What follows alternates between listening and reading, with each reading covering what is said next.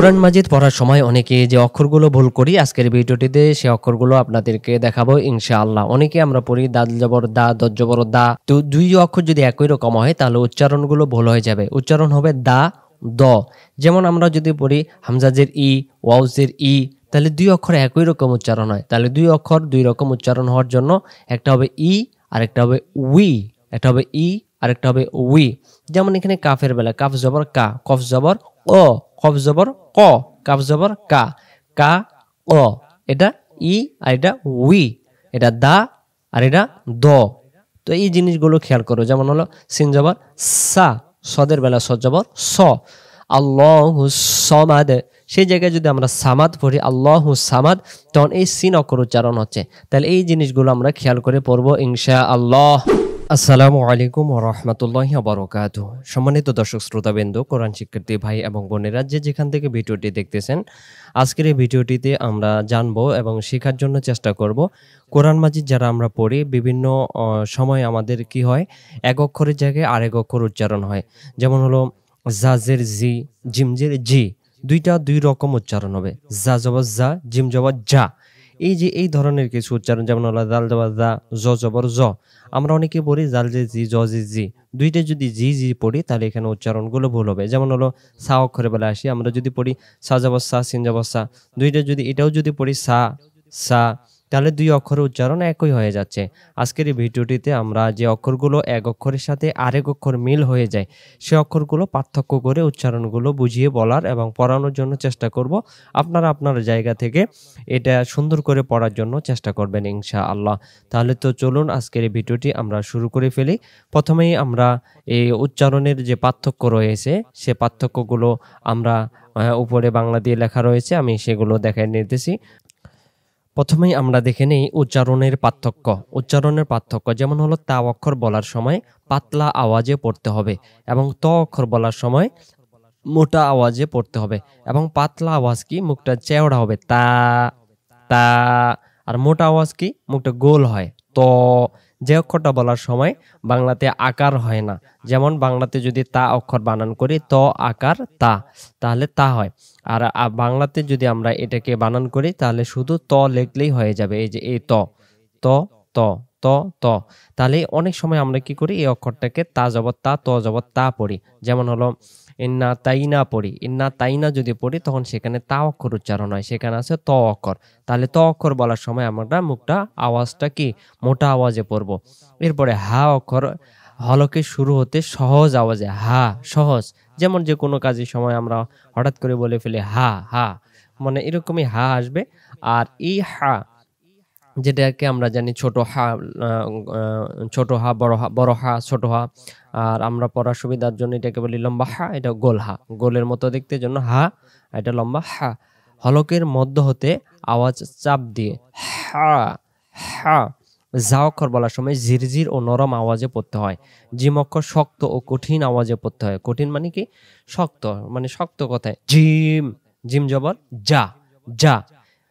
আর যদি জাল অক্ষরের বেলায় বলি যা, তাহলে আওয়াজটা তখন হবে না। আর জাল অক্ষর বলার সময় পাতলা আওয়াজে জাল, জিহ্বার আগা থেকে।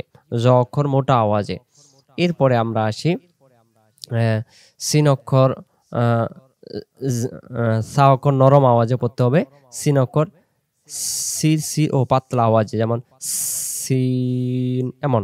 সদ বলার সময় সির সির, এই দুইটার উচ্চারণ একইভাবে সদ, এটা হবে পাতলা আওয়াজে, এটা হবে মোটা আওয়াজে। পাতলা আওয়াজে কি, মুখটা চেওড়া হয়ে যাবে পাতলা সিন।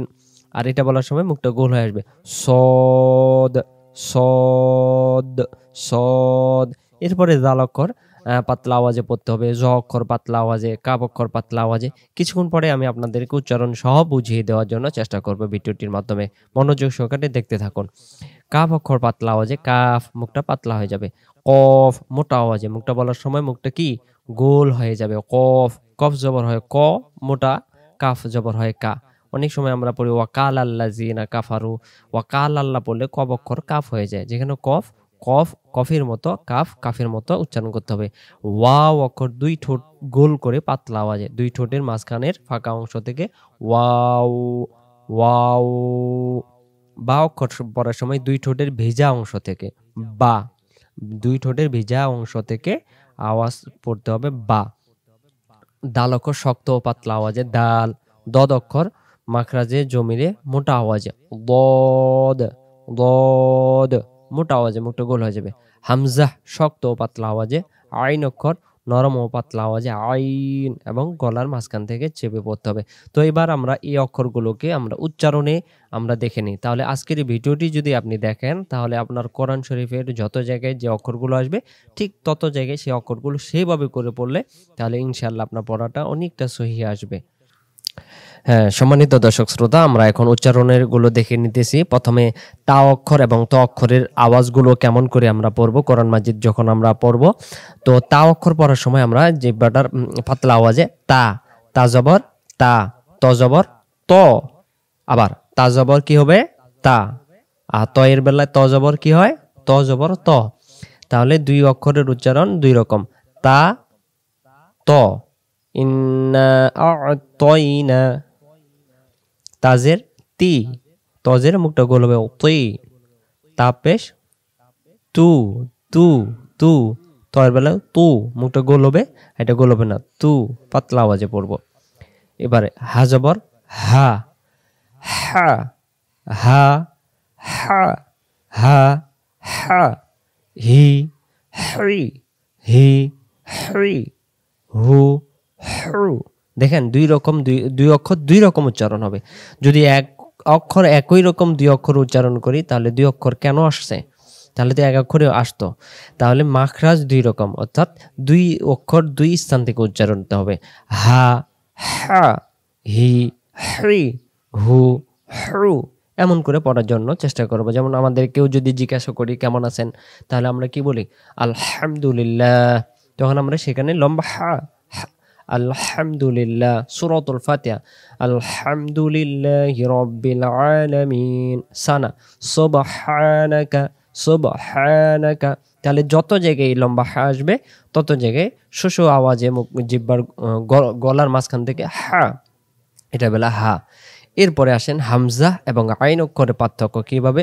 আমরা যদি বলি হামজা জবর আ, আইন জবর আ, তাহলে আ যদি একই হয় তাহলে এই হামজা অক্ষর আইন অক্ষরেই আমরা করে ফেলতেছি।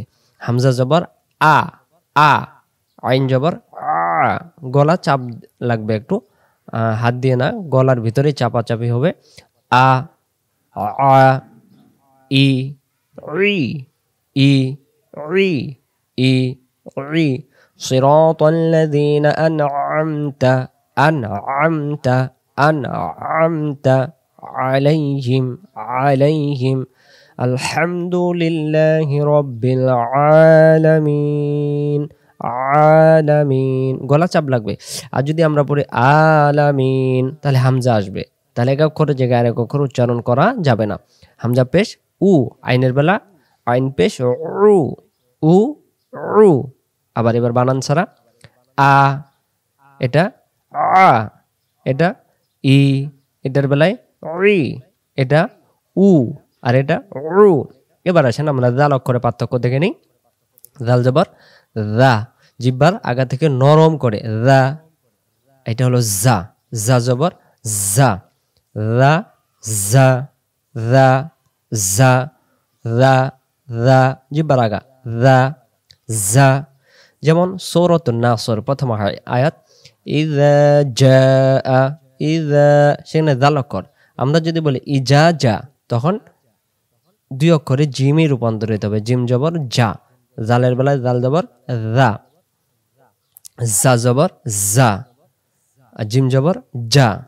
এই চার অক্ষর দেখাই, জ জবর জ, জাল জবর যা, জিমের বেলায় জিম জবর যা, জায়ের বেলায় যা জবর যা। এবার আমি বানান ছাড়া উচ্চারণগুলো বলতেছি, চারবার বলবো, চার অক্ষর, তো খেয়াল রাখবেন। এটা যা, এটা যা, জিমের বেলায় যা, জয়ের বেলায় জ। আশা করি বুঝতেছেন। এরপরে রি নরম করে, এটা জি। যা অক্ষর কোথায়, যেমন সূরাতুল কদরে আছে, সূরাতুল জিলজালে আছে, ইন্না আনজালনাহু জালনাহু। আমি যদি বলি ইন্না আনজালনাহু তখন জিম অক্ষর আসবে, তাহলে এক অক্ষরের জায়গায় আরেক অক্ষর কখনোই পড়া হবে না। পড়লে উচ্চারণের ভুল হবে। উচ্চারণ ভুল হয়ে যাওয়ার কারণে অক্ষরের পরিবর্তন, অক্ষর পরিবর্তন মানে অর্থের পরিবর্তন, আর অর্থের পরিবর্তন হওয়া মানে গুনাহ হয়ে যেতে পারে।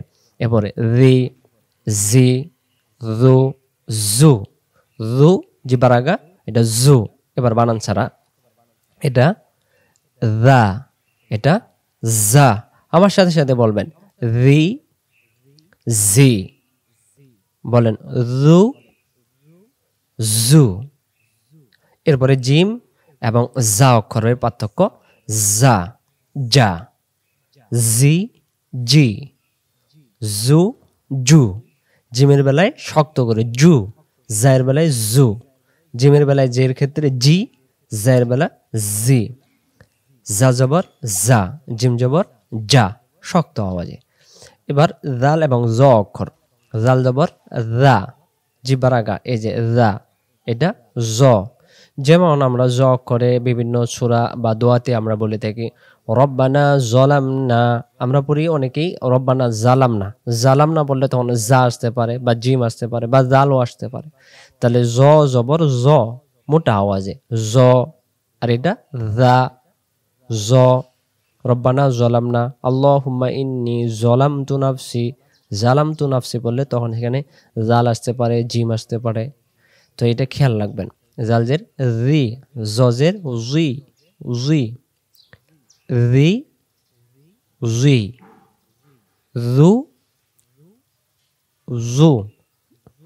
এরপরে আমরা দাল অক্ষর দেখি। দাল জবর দা, দ জবর দ, এটা হবে দা, এটা হবে দ। আমরা অনেক সময় এই দ অক্ষর আমরা দা বলে ফেলি, দা বলা যাবে না। দা বললে দাল জবর দা, দ জবর দা হয়, তাহলে উচ্চারণে ভুল। দদের বেলায় মোটো গোল হয়ে ওইভাবেই উচ্চারণ হবে দ, দা, দা, এটা দ, দি, চেওড়া মুখটা, দুই গোল করে, দু চেওড়া করে, দু। এবারে সা এবং সিন অক্ষরের পার্থক্য। সা অক্ষর জিহ্বার আগা থেকে নরম করে, সিন অক্ষর সির সির ও পাতলা আওয়াজে সা। সায়ের বেলায় জিহ্বার আগা থেকে সা, সা, সি, সি, সু, সু, সু, সু। তাহলে দুই অক্ষর দুইভাবে উচ্চারণ হবে, সা, সা, সি, সি, সু, সু। তাহলে যত জায়গায় কোরআন শরীফে এগুলো আসবে ঠিক তত জায়গায় এভাবে করে পড়বেন। যেমন ইন্না আ'তাইনাকাল কাউসার, সার জিহ্বার আগা থেকে সার। যদি আমরা বলি ইন্না আ'তাইনাকাল কাউসার, তখন সিন চলে আসতেছে। তাহলে সা অক্ষর যেখানে সা অক্ষরের মতো, সিন যেখানে সিনের মতোই উচ্চারণ হবে। আমরা আপনাদেরকে উদাহরণস্বরূপ বলি, আমি যদি বলি ক আকার কা, খ আকার কা, গয় আকার কা, ঘয় আকার কা, সব যদি কা কা পড়ি তাহলে তো হবে না। প্রত্যেকটা অক্ষরে আলাদা আলাদা উচ্চারণ। তো আরবিতেও একই রকম, কিন্তু আমরা এটাকে পরিপূর্ণভাবে না জানার কারণে আমাদের এই ভুলগুলো হয়ে যায়। ভিডিওটি মনোযোগ সহকারে দেখবেন, বারবার ট্রাই করবেন। দেখার পরে আপনাদের স্থানীয় কোনো আলেম বা ওস্তাদ যদি থাকে তাদেরকে একটু বলবেন, উচ্চারণগুলো একবার করে নেবেন, তাহলে আশা করি অনেকটা আপনার জন্য সহজ হয়ে যাবে। এরপরে আমরা সিন অক্ষরের পার্থক্য দেখব। সিন এবং সদ অক্ষরের কোরআন মাজিদ পাইলে আমরা দুই অক্ষরে কিভাবে পরিবর্তন করব উচ্চারণগুলো, যে স্থান থেকে উচ্চারণে সিন জবর সা, কিছু আগে সা পড়ছিলাম, সদের বেলায় সদ জবর স, সা, স, সা, স। যেমন আমরা সূরাতুল ইখলাসে 2 নম্বর আয়াতে আল্লাহুস সামাদ, আল্লাহুস সামাদ, আমরা যদি পড়ি আল্লাহুস সামাদ, সেখানে সিন চলে আসতেছে। তাহলে সিন সিনের মতো, সদ সদের মতো, সদ জবর স, সদ জবর স, আর সদ জবর স, সিন জবর সা। তাহলে এটা হবে সা, স, সি, সির সির আওয়াজে সজের সুই, মোটা গোল করে সুই, সু, সু। এরপর সিন এবং শিন, এটা সহজেই হয় সা, শা, সি, শি, সু, শু। এরপরে হামজা এবং ইয়া অক্ষর। হামজা জবর আ, ইয়া জবর ইয়া, হামজা জবর আ, ইয়া জবর ইয়া, আ, ইয়া, ই, ই, ই, ই, ই, ই, উ, ইউ। এই অক্ষরটা আমরা উচ্চারণে অনেকে ভুল করতে পারি। ইয়া পেশ উ বলে ফেলি। যেমন হলো তাশাহুদের ভিতরে আসসালামু আলাইকা আইয়ুহান নাবী ইউ আছে, সেখানে ইয়া এর উপরে পেশ। এখন আমরা যদি পড়ি আসসালামু আলাইকা আইয়ুহান নাবী উ, তখন হামজা আসতেছে। তাহলে যেখানে যে অক্ষর সেখানে সে অক্ষর পড়তে হবে। হামজা পেশ উ, আর ইয়া এর পেশ ইউ। ইউ জিহ্বার মাঝখান থেকে অক্ষর আদায় হয় ইউ। এটা উ, উ হলকের প্রথম থেকে শক্ত করে উ, ইউ। আ, আ, ওয়া, ই, ওয়াউজের উই, ওয়াউজের উই। এখন আমরা যদি বলি ওয়াউজের ই, তাহলে হামজাজের কি হয় ই। ওয়াউজের ই বললে তাহলে দুই অক্ষর উচ্চারণ একই হচ্ছে, দুই অক্ষরের আলাদা উচ্চারণ হবে। তাহলে এটা আমরা খেয়াল করবো, হামজাজের ই, ওয়াউজের উই, হামজা পেশ উ, ওয়াও পেশ দুই ঠোঁটের মাঝখানে নিয়ে যাব ও। এরপরে ওয়াও এবং বা, ওয়া, বা, উই, বি, উ, বু, ওয়া, বা। এটা উই, আর এটা বি, এটা উ, এটা বু। কা, ও, কাফ জবর কা, খফের বেলা কফ জবর ও, ক। বাংলাতে ক খ পড়ি না, এই ক হবে শুধু ক। আর কাফের বেলা কাফ জবর কা, কফ জবর ক। সূরাতুল ফালাকে কফ অক্ষর কয়েক জায়গায় আমরা ভুল করতে পারি। যেমন হলো কুল আউযু বিরাব্বিল ফালাক মিন শাররি মা খলাক, অনেকে খালাক পড়ি, সেখানে খলাক হবে। ওমিন শাররি গাসিকিন ইযা ওয়াকাব, সেখানে কফ অক্ষর দিয়ে আছে। আমরা যদি বলি ইযা ওয়াকাব, তখন এই কাফ অক্ষর চলে আসলো সেখানে। তাহলে কফ কফের জায়গায় কফের মতো, কাফ কাফের জায়গায় কাফের মতোই উচ্চারণ করতে হবে। এগুলো ভুল করা যাবে না।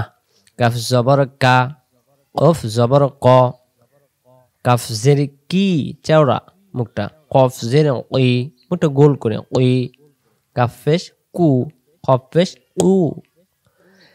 তাহলে আজকের ভিডিওটিতে আপনাদেরকে দেখানোর জন্য চেষ্টা করলাম যে অক্ষরগুলো আমরা ভুলেও ভুল করা যাবে না, খুব সতর্কতার সহিত অক্ষরগুলো পড়তে হবে।